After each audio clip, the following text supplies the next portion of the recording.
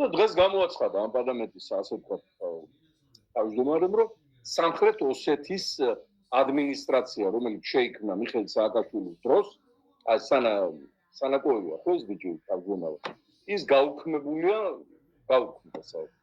პირდაპირ მოსკოვი ახლა რამდენად სწორად შეიქმნა, როგორ იყო რა იყო ეს სადავამაკი, მაგრამ ეს პირდაპირ მოსკოვიდან მოსული შეკვეთაა, რომ პრობლემები არ შეექმნას ცხინვალში მობოქრე პროპუტინისტურ რეჟიმს, რომელმაც დამოუკიდებლობა გამოგუცხადა და მოიხსნას ყოველგვარი ასე ვთქვათ ეჭვის საერთაშორისო არენაზე, რომ თვითონ ოსები არიან ერთმანეთში დაპირისპირებული და ხედავთ ის ჯგუფი ოსების, რომლებიც საქართველოში მოიაზრებდნენ თავის არსებობას და საკუთარ ავტონომიურ ყოფას, თვითონ საქართველოს ხელისუფლებამ გააუქმა.